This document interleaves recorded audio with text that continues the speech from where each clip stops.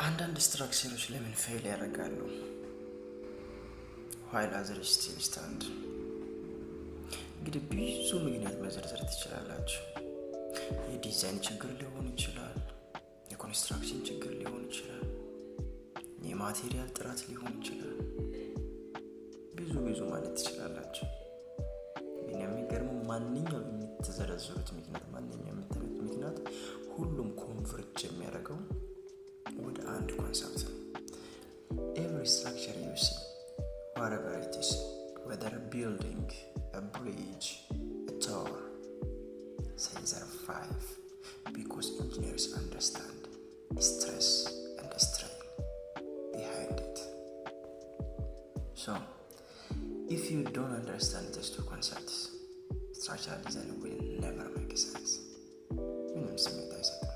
ስለዚህ አንዳንድ ስትራክቸሮች ፌል የሚያደርጉት የፈለገ ምክንያት ይሁን ሄዶ መጨረሻው ማን ጋር ይገናኛል?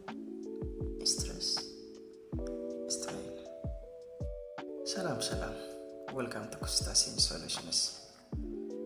እንግዲህ እንደ መጀመሪያ ቪዲዮ የመረጥ ቶፒክ ቤዚክ ለማንኛውም ስትራክቸራል ዲዛይን ኦር ኤሌመንት የሆነ ስትራክቸራል ዲዛይንን ያለዛ ኮንሰፕት ማውራት ስሜት ስለማይሰጥ ነው።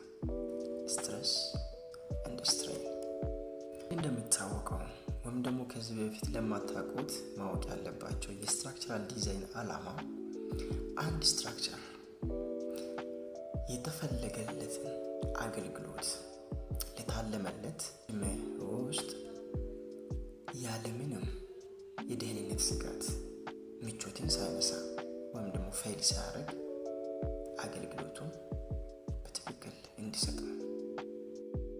እናም ስለ ስትሬስ እና ስትሬን ኮንሰፕቱ አንደርስታንድ ሳናደርግ ይህን ዓላማ ማሳካት አንችልም። ምክንያቱም ያ ስትራክቸር በዛ ዕድሜ ውስጥ አገልግሎቱን ያለ ስጋት ኮምፎርት የመንሳት ችግር ሳይኖርበት አገልግሎት እንዲሰጥ ያ ስትራክቸር ኤክስተርናል የሚመጣበት ማንኛውም አይነት ኢፌክት ተቋቁሞ ሰርቫይቭ ማድረግ አለበት። ኤክስተርናል ኢፌክቱ የሚመጣው ኮምፕሬሽን ይሁን ቴንሽን ይሁን ቤንዲንግ ይሁን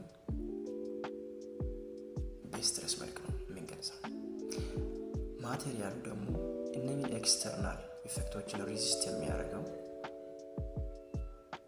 ካፓሲቲው የሚገለጸው በስትሬስ ነው።